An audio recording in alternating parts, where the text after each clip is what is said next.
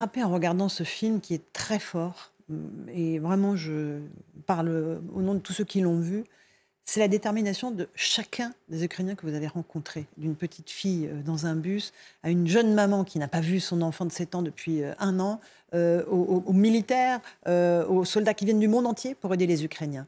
Ça, cette détermination-là, au début, on ne la percevait pas. On n'a pas vu que le peuple ukrainien était en train de naître sous nos yeux. C'est ça que j'ai voulu montrer. Et c'est pour ça que j'y ai passé ce temps. Et c'est pour ça que je me suis donné le mal.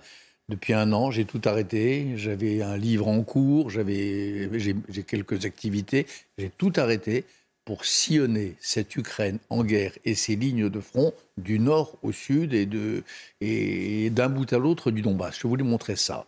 Un peuple en armes, un peuple citoyen et une leçon de courage. Une leçon de courage que donne au monde entier ce peuple. Pas seulement le président Zelensky. Le président Zelensky, ce qui est arrivé est incroyable. Hein. C'était Coluche et c'est devenu Churchill en passant par Reagan. C'est une métamorphose comme on en a peu vu dans l'histoire universelle.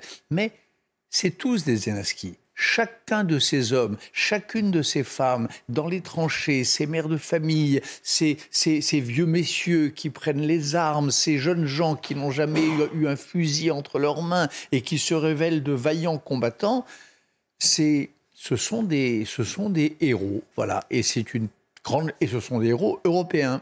Ce sont des héros qui ressuscite les vieilles valeurs fondatrices de, je ne sais pas, de la chevalerie européenne. Mmh. Voilà, moi c'est comme ça que je les ai vus et c'est ainsi que j'ai fraternisé avec eux. Il y a